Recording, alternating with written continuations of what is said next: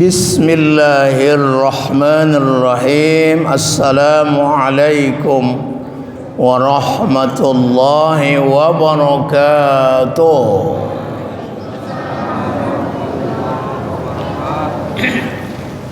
Alhamdulillahi rabbil alamin. Wa bihi nasta'in ala umurid dunya waddin. Wassalatu wassalamu ala asyrafil mursalin Sayyidina Muhammadin wa ala alihi wa ashabihi ajma'in, amma ba'd. BKM Masjid Jami Al-Ikhlas yang saya hormati, jemaah salat maghrib dan jemaah pengajian yang dirahmati Allah. Banyak kita bersyukur, alhamdulillah,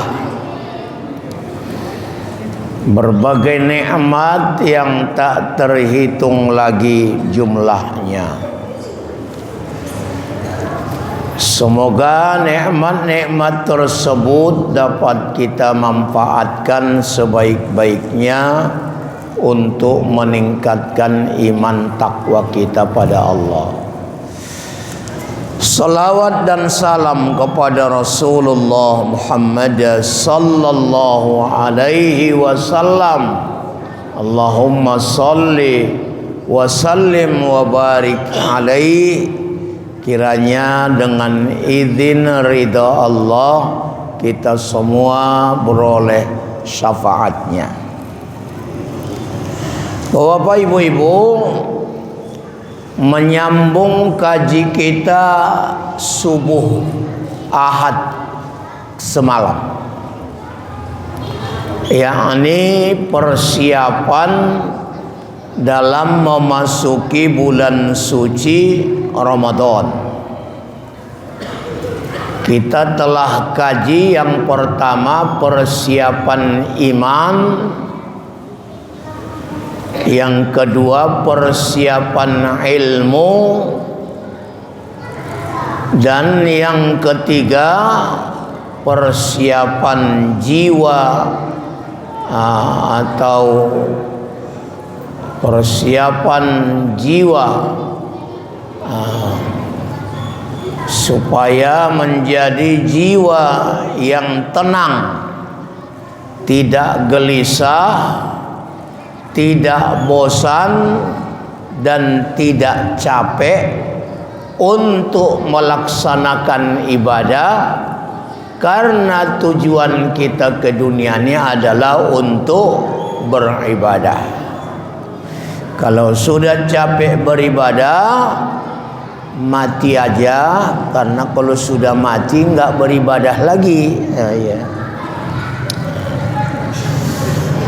Sekarang yang keempat, persiapan yang keempat adalah persiapan mal.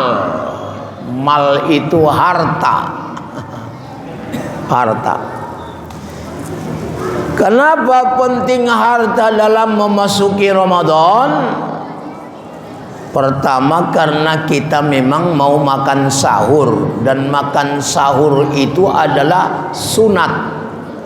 Sunat hukumnya makan sahur, dan malah melambatkan makan sahur. Iya. Nah, mudah-mudahan sahurlah walau hanya dengan minum. Sahurlah. Sahur itu barokah. Dan pada waktu sahur itu sangat bagus kita memperbanyak istighfar. Wal mustaghfirina bil ashar. Dan hendaklah beristighfar pada waktu sahur. Yang kedua, kita mau berbuka, tentunya butuh juga lah uang itu. Berbuka, bahkan menyegerakan berbuka setelah waktunya sunat. Berbuka dengan kurma sunat. Dan bahkan waktu berbuka itu juga makbul berdoa. Iya, makbul berdoa. Maka berdoalah tidak hanya doa berbuka, tapi mendoakan hal-hal yang berkaitan dengan kehidupan kita, terlebih-lebih kehidupan akhirat. Kemudian perlu lagi harta, tidak cuman sahur dan berbuka, bahkan ada anjuran Nabi, siapa yang memberi bukaan pada orang yang berpuasa, maka Allah akan beri padanya pahala yang sama dengan yang berpuasa itu tanpa dikurangi sedikit pun. Ya, tanpa dikurangi. Man aftara yauman. Jadi mendengarkan hadis Rasul ni, penjelasan Rasul ni, sahabat-sahabat bertanya, ya Rasulullah, laisa kulluna najidu nuftir, tiadalah semua kami sanggup memberi bukaan bagi orang berpuasa. Yang punya banyak duit bisalah.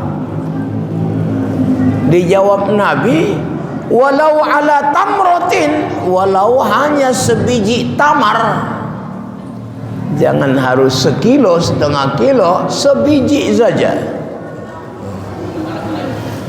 Au masyarabatin minal ma', kalau tiga seteguk air, seteguk. Au mazaqatin minal laban, kalau tidak seirup susu, seirup, seirup. Apa bahasa Jawa seirup? Seripit. Ya, seriput, seriput apa? Hah? Itulah. Ya. Itulah. Jadi artinya cuman melewati kerongkongan aja itu pun jadilah. Hebat memang. Lalu kok sama pahalanya dengan berpuasa? Sebab puasa ini kan merupakan pendidikan. Paling tidak pendidikan yang dapat kita peroleh, timbul rasa belas kasihan kepada orang yang tak punya. Baru satu hari kita tak makan, mungkin ada jiran tetangga kita yang sudah 2-3 hari tidak makan. Maka kalau belum juga muncul dari hatinya rasa belas kasihan, semangat berbagi, sepertinya belum berbekas di hatinya makna puasa itu. Ya. Nah, itu. Bahkan Bapak Ibu, di penghujung Ramadan diwajibkan membayar zakat fitrah. Hubungannya sama puasa apa? Shaumi Ramadan mu'allakum bainas sama'i wal ard. Puasa Ramadan itu tertahan antara langit dengan bumi, enggak naik-naik ibadah Ramadan kita. Hatta zakat al-fitri, sampai dia mengeluarkan zakat fitrah.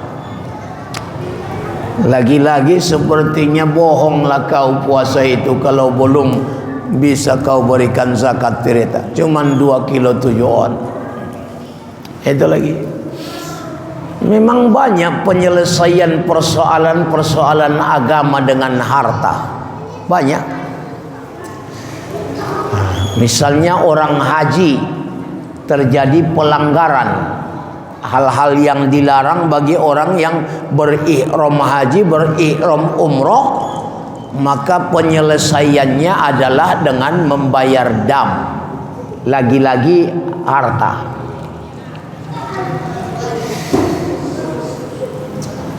Orang yang tidak berpuasa dan tidak puasa Ramadan dan tidak juga bisa mengqadha, solusinya lagi harta lagi. Wa 'alal ladzina yutiqunahu fidyatun. Fidyah kan harta ya. Sama juga halnya dengan orang yang maaf cakap melakukan hubungan di siang Ramadan.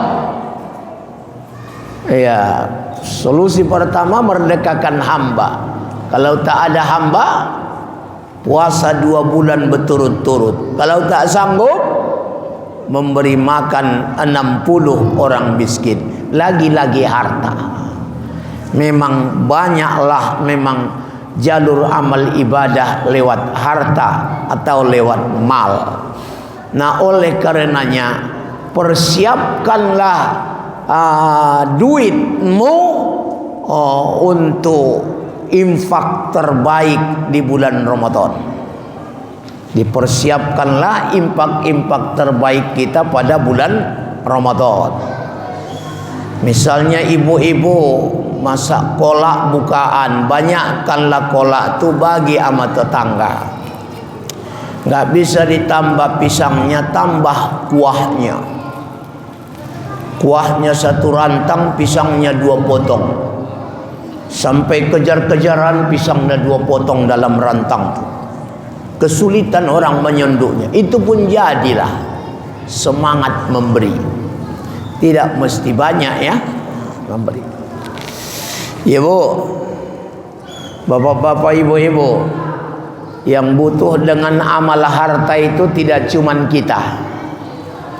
Bahkan mungkin ayah kita, mak kita, saudara, istri atau suami yang sudah berpulang ke rahmatullah alias berada di alam barzah, di alam penantian, ya, di alam penantian. Di alam penantian itu apa yang mereka nanti? Pertama, menanti datangnya kiamat. Yang kedua, menanti datangnya pertambahan amal. Jadi sudah mati pun masih bisa rupanya bertambah amal, masih. Bahkan ada 3 dalam satu hadis yang disebut dengan amal-amal jariyah. Amal jariyah, amal yang mengalir terus pahalanya. Dan di antara 3 amal jariyah itu yang paling mudah adalah shadaqatun jariyah. Pertama kan anak soleh yang mendoakannya. Itu kan panjang prosesnya itu ya, mewujudkan anak soleh itu.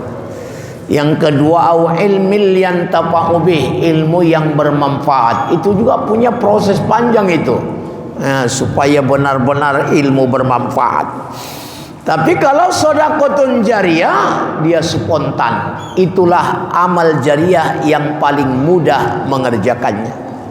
Maka pantaslah mereka yang sudah di alam barzah, di alam kubur, mereka berkata, Al-Munafikun ayat 10, laula akhartani ila ajalin qarib la asaddaqa wa akum minas solihin. Andaikanlah akhartani, ditunda kematianku dalam masa waktu yang sebentar saja, maka aku akan bersedekah supaya aku menjadi orang yang soleh. Nah, oleh karenanya tolong Bapak Ibu Saudara sediakan infak terbaik, tidak hanya untuk kita tapi termasuk untuk keluarga kita yang telah berpulang ke rahmatullah. Misalnya bukaan hari pertama diniatkan untuk almarhum ayahnya, bukaan hari kedua untuk maknya, yang ketiga untuk suaminya atau istrinya, keempat untuk anaknya, saudaranya, dan sebagainya. Digilir terus mereka sepanjang Ramadan itu, tiap hari memberi bukaan sebagai bantuan kita kepada mereka yang telah berpulang ke rahmatullah. Itulah. Di samping itu bagi kita, buat kita laki-laki, berkaitan mengenang arwah keluarga kita yang telah berpulang ke rahmatullah, tentunya berbagi dengan mereka, diantaranya adalah sedekah. Bisa berbagi yasin, bisa berbagi khatam Quran, bisa berbagi doa, ya, apa sajalah yang bisa kita kirimkan. Bahkan kita laki-laki dianjurkan pergi ziarah kubur. Ziarah kubur, ya. Kalau wanita makruh ziarah kubur, laki-laki sunat. Cuma yang rajin pun ziarah wanita pula. Laki-laki ya, banyak yang ke Malaysia. Laki-laki banyak yang ke Malaysia, malas. Cuma berkaitan dengan ziarah kubur nih Bapak Ibu Saudara, tidak ada anjurannya ziarah kubur menjelang Ramadan, nggak ada. Yang ada anjuran ziarah setiap hari Jumat. Kalau enggak Kamis sore, kalau tidak Sabtu pagi. Lagi-lagi kalau berbicara tentang ziarah, maka jagalah adab ziarah. Yang pertama, jangan menginjak kubur. Daripada menginjak kubur, lebih bagus menginjak ujung tombak. Jangan duduk di atas kubur. Daripada duduk di atas kubur, lebih bagus duduk di atas bara api, kata Nabi. Yang ketiga, jangan meratapi orang yang sudah meninggal. Sebab al-mayyitu la yu'adzabu fi qabrihi bibukai ahlihi. Mayat semakin diazab di dalam kuburnya disebabkan ratapan-ratapan keluarganya. Jadi tanda sayang jangan diratapi.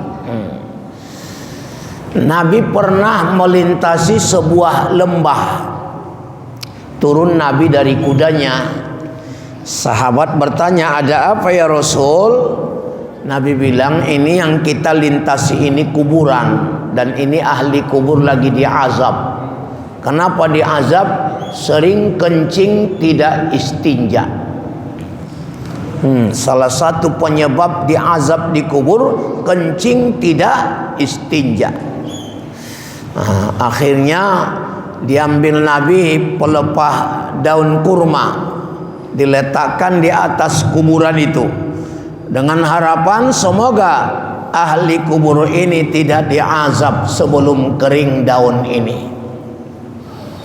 Di kitab Fathul Mu'in dijelaskan haram hukumnya membuang daun yang diletakkan orang di atas kubur sebelum kering, karena daun itu sebelum kering bertasbih kepada Allah dan bermanfaat bagi ahli kubur.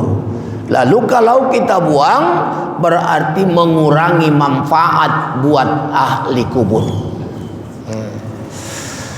Jadi lebih afdolnya daun daripada bunga, karena Nabi pun buat daun, bukan buat bunga. Ya, ibu-ibu kalau ziarah bawa daun atau bawa bunga? Bagus daun, ikut sunnah Nabi. Yang kedua, lama keringnya, lebih cepat kering bunga, lebih lama keringnya daun. Yang ketiga, kalau daun nggak beli, tinggal ngambili. Bunga beli. Nah itu makanya, mohon maaflah yang jual bunga. Yalah.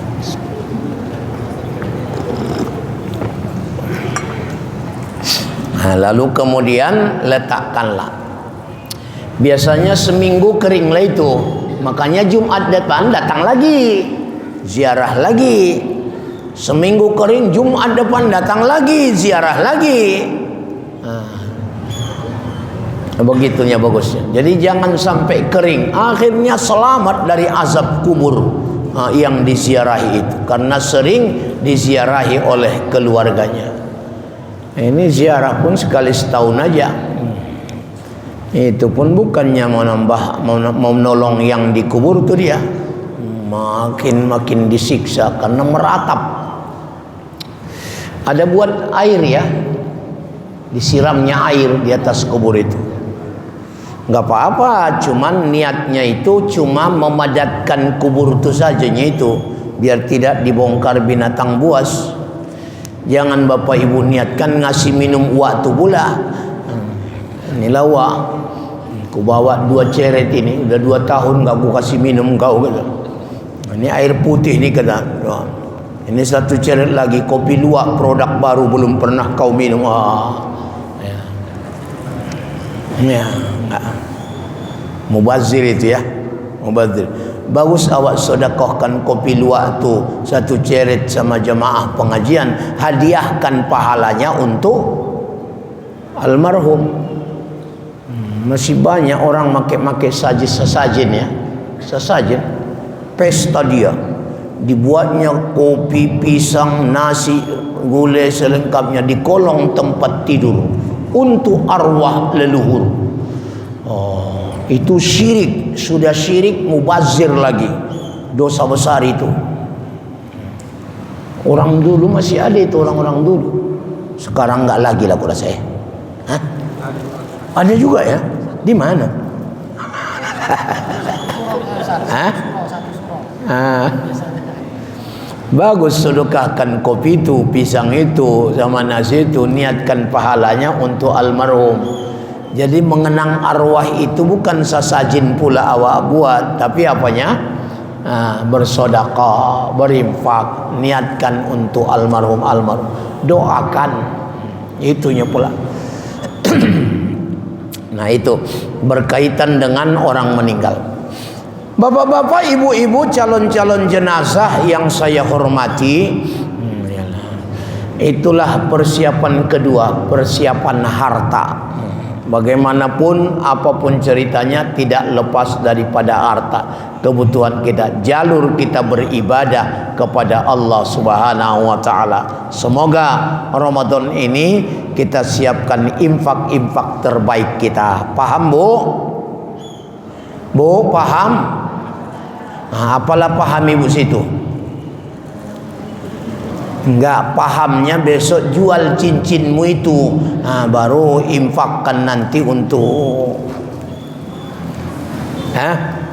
Iyalah, bapak-bapak ambil tabunganmu yang di bank itu, pindahkan tabungan dunia ini ke tabungan akhirat. Ya, halo. Pindahkan tabungan dunia ke tabungan akhirat. Kalau tabungan dunia di mana? Di BRI, BNI, Bank Sumut. Kalau tabungan akhirat di mana? Di Masjid Jami Al-Ikhlas. Jauh lebih banyak hasilnya. Bagi hasilnya di Bank Sumut sedikitnya itu. Bagi hasilnya matadul ladzina yunfikuna amwalahum fisabilillah kamathali habbatin ambatat sab'a sanabila fi kulli sumbulatin mi'atu habba. Perumpamaan orang menafkahkan hartanya di jalan Allah seperti sebiji tumbuh 7 tangkai, setiap tangkai berbuah 100, satu dibalas 700. 1 cangkir teh manis dibalas oleh 700 cangkir kali 3.000 per cangkir. Berapa? 700 kali 3.000 2.100.000. Cuman nantilah. Apalagi di bulan Ramadan. Itulah intinya. Kita harus siapkan. Biar jangan apa? Disiapkan kian, disiapkan. Aku Ramadan yang lalu infakku selama Ramadan cuma 1 juta. Ini ku tingkatkanlah dulu. Misalnya, kalau 1 juta berapa 1 malam itu? Kalau 30 malam,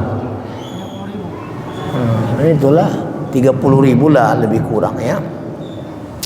tiap hari, 30.000 setiap hari, alhamdulillah. 1 juta dikali 700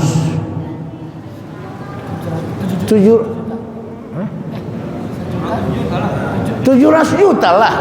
Nah itulah. Sudah begitu dibuat Allah, hasilnya luar biasa. Belum juga tergugah hatinya untuk mau banyak berinfak. Jadi kalau sudah mati calon-calon menyesal. Uang 10.000 di kantong tu pun 1.000 aja pun teringat awak.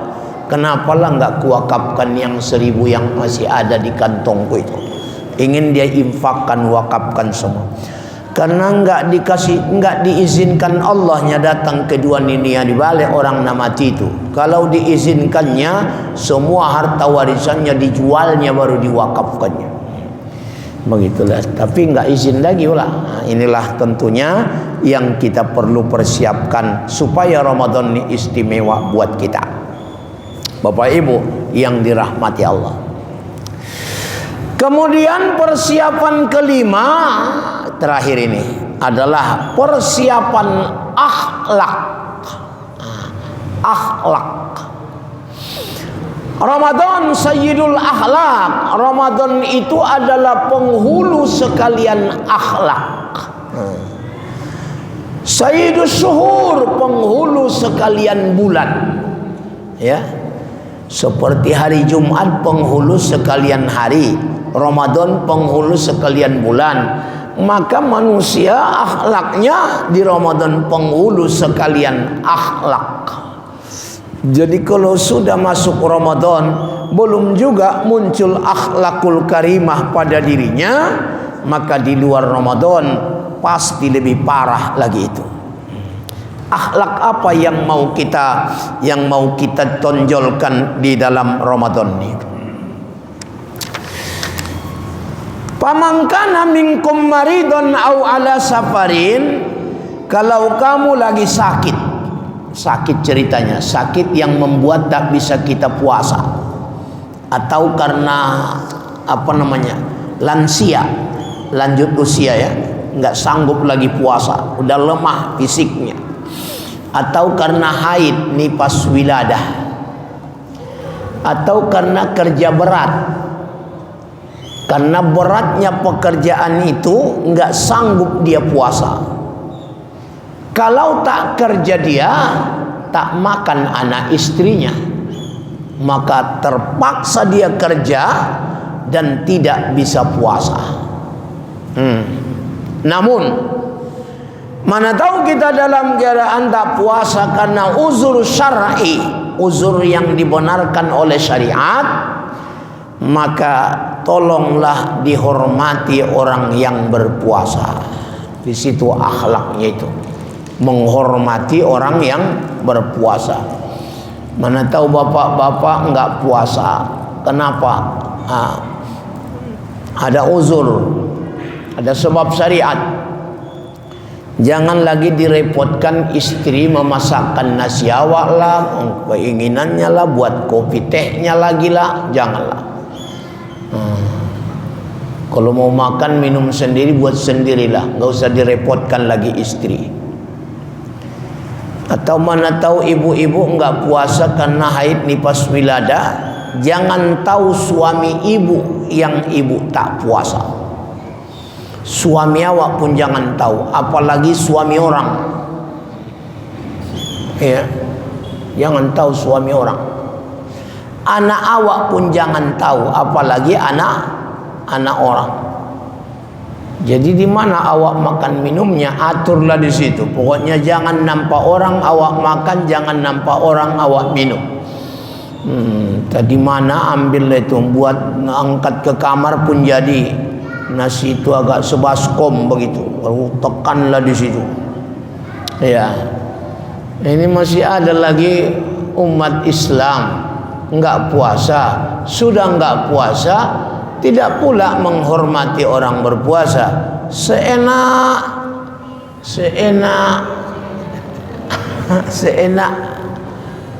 hatinya saja merokok sambil jalan. Seenak hatinya saja minum di hadapan orang banyak. Itu orang tak berakhlak, itu enggak berakhlak. Nah, sedangkan akhlak itu adalah akhlak itu kalau ibarat pohon, iman itu akarnya, batang pohon itu Islamnya. Islam syariatnya, akidahnya akarnya, pohonnya syariatnya, daun dan buahnya adalah akhlaknya. Jadi bolehlah dikatakan akhlak itu buah iman dan Islam, atau buah dari akidah dan syariat berbuahkan akhlak. Dan Nabi kita Muhammad SAW telah bersabda, innama bu'istu liutammima makarimal akhlak. Hanya saja aku diutus adalah untuk menyempurnakan akhlak. Dan akhlak Nabi itu telah dijamin Allah, wa innaka la'ala khuluqin azim. Sesungguhnya engkau Muhammad memiliki akhlak yang sangat mulia. Lalu sahabat-sahabat datang bertanya kepada istri beliau Aisyah radhiyallahu anha ummul mukminin, ya Aisyah, bagaimana kali akhlak Muhammad itu? Dijawab Aisyah, kana khuluquhul Quran, adalah akhlak Muhammad itu Al-Quran. Al-Quranlah akhlak Muhammad. Maka Quran ini siogianya adalah jadilah Quran bergerak, jadilah Quran berjalan, jangan Quran yang diletakkan di atas meja. Nah, artinya Quran bergerak, Quran berjalan, orang yang pengamal-pengamal Al-Quran, ya. Orang pengamal-pengamal Al-Quran. Jadi itulah namanya akhlak paling tinggi adalah Al-Quran. Dan mukjizat paling tinggi juga adalah Al-Quran. Dan bulan Ramadan ini termasuk dimuliakan dengan syahrul Ramadan alladzi unzila fihil Quran. Jadi korelasinya akhlak dengan Quran, Quran dengan Ramadan, sepertinya adalah tentunya bagaimana kita banyak membaca, mempelajari, mengamalkan nilai-nilai Al-Quran di bulan Ramadan ini, dengan tujuan supaya kita menjadi orang yang berakhlakul karimah. Nah, saya pikir Bapak Ibu itu maksudnya, ya, Ramadan dengan Quran, karena di Ramadan pendidikan akhlak paling tinggi. Semoga Ramadan ini kita khatamkan baca Quran, kita hidupkan tadarus Al-Quran, kemudian lagi kita tingkatkan dengan pertama membaca, ya, qiraah, ya, iqra, bacalah. Yang kedua mentilawah itu memahami kandungannya. Yang ketiga adalah dengan mengamalkan. Jadi qiraah, tilawah, hafizah, menjaga nilai-nilai Al-Quran itu. Alhamdulillah, membaca Quran itu saja satu huruf dapat 10 pahala. Duduk di majelis ta'lim lebih utama dari solat sunat 100 rakaat.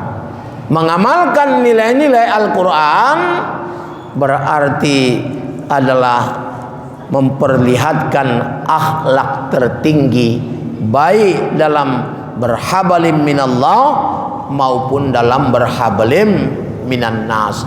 Mudah-mudahan di Ramadan ini muncullah akhlak yang mulia dari diri kita masing-masing. Inilah 5 persiapan di samping persiapan jasmani, ini juga penting, sehat ya. Apalagi berita bahwa Ramadan ini udara ini masih terus lagi makin panas ini.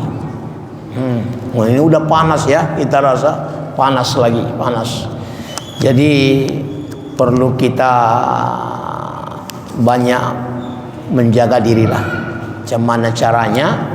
Ya mungkin kalau nggak perlu nggak usah keluar rumah awak ya. Nah, yalah. Kalau nggak perlu, tapi kalau perlu pula terpaksa awak keluar ya. Ya pokoknya kita hemat-hematlah. Walaupun Ramadan ini memang sesuai dengan namanya, Ramadan adalah membakar, maka barangkali Ramadan tahun ini benar-benarlah ini membakar dosa kita, membakar apa lagi ya, membakar kesalahan-kesalahan kita. Mudah-mudahan tetap kita mendapat bantuan, perlindungan, pertolongan dari Allah sebagaimana Nabi Ibrahim alaihissalam mendapat pertolongan dari Allah ketika dibakar dengan api oleh Raja Namrud. Ya naru kuni bardaw wa salaman ala Ibrahim.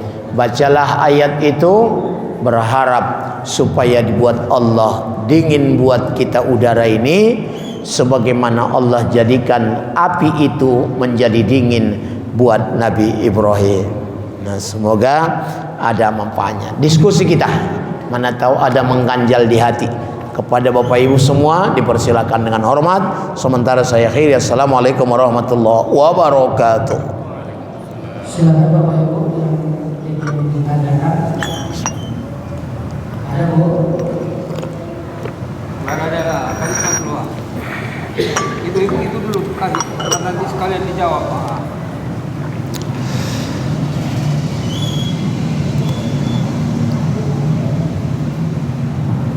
Assalamualaikum warahmatullahi wabarakatuh. Waalaikumsalam warahmatullahi Ini mengenai zakat fitrah, Ustaz. Sekarang kan masjid-masjid sudah menerima zakat fitrah kita mulai dari awal Ramadan atau 1 Ramadan sampai akhir. Jadi ada yang saya dengar Ustaz katanya kalau kita membayar zakat itu di mana kita berada, terakhir atau di maghrib terakhir Ramadan. Pamannya kita kalau pulang kampung Ustaz, kita harus berzakat di kampung gitu Ustaz. Saya mau penjelasannya Ustaz. Terima kasih. Assalamualaikum warahmatullahi wabarakatuh. Waalaikumsalam warahmatullahi wabarakatuh.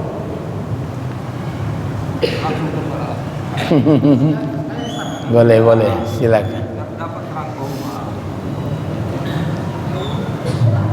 Assalamualaikum warahmatullahi wabarakatuh. Waalaikumsalam. Ini Ustaz, terkadang kan kita menjaga puasa kita 1 hari penuh kan gitu. Itu terkadang menjadi rusak di saat kita berbuka puasa Ustaz ya. Nah, jadi ini mau coba Ustaz. Saya pernah mendengar begitu ada maghrib kita batalkan puasa kita. Dengan begitu ya.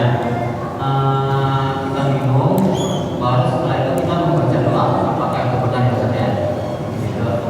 Lalu baca doa berbuka puasa Ustaz. Lalu kan yang kedua, kita berbuka puasa, kadang-kadang kita safar gitu ya Ustaz ya, kita ada sana kemarin gitu. Di setiap daerah kan berbeda antara waktu berbukanya gitu. Jadi kan contoh kalau kita sahur di daerah A, lalu kita berbuka di daerah B, itu kita memilih waktu yang lebih mana gitu. Apakah waktu berbuka di kita di sahurnya di daerah A atau berbukanya di daerah B? Ya. Waalaikumsalam. Zakat fitrah itu wajib kalau masih bernapas dia di waktu malam terakhir Ramadan. Masih bernapas dia di situ, wajiblah dia berzakat fitrah.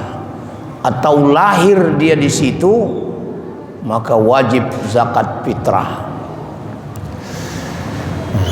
Kepada siapa? Pada salah satu asnaf yang 8. Lalu di mana dikeluarkan?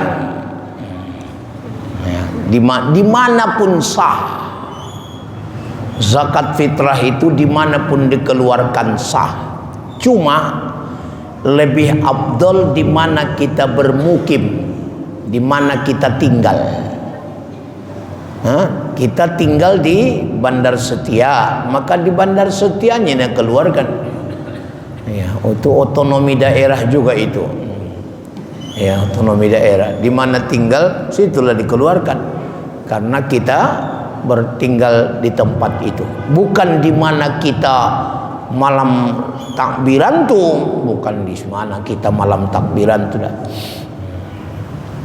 Ya, tapi di mana kita tinggal sudah keluarkan. Bahkan saya anjurkan kalau ada rencana mau pulang kampung pun keluarkan dulu zakat fitrah mau di sini barulah berangkat.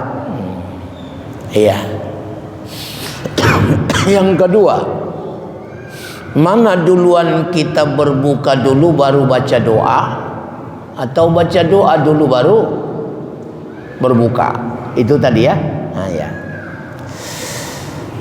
Oh, kalau dilihat dari makna doa itu, Allahumma laka sumtu, ya Allah bagimu aku telah berpuasa, wa bika amantu, dan denganmu aku beriman, wa ala rizkika abtortu, terhadap rezekimu aku berbuka. Nah, makanya berbuka dulu baru berdoa. Ya, berbuka dulu baru berdoa. Nah, tapi ada juga orang berdoa dulu baru berbuka. Nah, jadi salahkah itu? Sebetulnya tidak pala salah. Nah, cuman saja dari makna doa itu adalah berbuka dulu baru berdoa. Kemudian yang kedua tadi, kalau saya tidak salah tangkap, Sahurnya di sini, bukanya di. iya, kita sahur misalnya di Medan, lalu berbuka kita di Jakarta, lebih cepat sedikit setengah jam. Ya, sahur di mana kita berada, ikuti waktu sahur di tempat itu. Berbuka juga di mana kita berada, ikuti waktu berbuka di tempat itu. Misalnya sahur di Medan, berbuka di Jakarta, boleh, memang begitu. Jangan nanti sahur dia di Jakarta, datang ke Medan, berbuka Jakarta, minum pula dia, batal. Iya, setengah jam kan lumayan itu kan. Ya kan? Jadi pokoknya begitulah. Kalau sahurnya kita jadi ukurannya sahur kita berhenti, puasa kita mulai terbit fajar, berbuka kita ketika terbenam matahari. Selama masih ada lagi fajar terbit dan tenggelam matahari di tempat itu. Jadi kemana itu kalau 20 jam di situ baru tenggelam? Ya udah 20 jam lah. Oh iya. Memang begitu. Asal masih ada lagi terbit matahari di negeri itu, ada tenggelam matahari, tetap patokannya pamangkana minka, ya. Makan dan minumlah kamu sehingga bisa kamu bedakan benang putih dengan benang hitam dengan fajar. Kemudian wa atimmus syama ilal lail, sempurnakanlah puasamu sampai malam maghrib. Jadi asal masih ada terbit matahari, disitulah kita mulai fajar ya. Fajar kedua awalnya puasa, kemudian maghrib akhirnya puasa. Jadi di mana kita berada, ikutilah waktu setempat. Ya. Mana tahu misalnya buka di Medan, lalu ada urusan ke Jakarta dia nggak usah tunggu lagi jam Medan buka. Nah, udah di Jakarta, udah buka Jakarta, buka kita. Ya, makasih. Udah Isya ya. Alhamdulillahirabbil alamin. Wassalatu wassalamu ala asyrafil mursalin Sayyidina Muhammad wa ala alihi wa ashabihi ajma'in. Rabbana amanna bima anzalta wattaba'na ar-rasula faktubuna ma'asy syahidin. Rabbana zidna ilman nafi'a warzuqna fahman wasi'a. Rabbana atina fid dunya hasanah wa fil akhirati hasanah wa qina adzabannar. Sallallahu alaihi wasallam Muhammad walhamdulillahirabbil alamin. Assalamualaikum warahmatullahi wabarakatuh.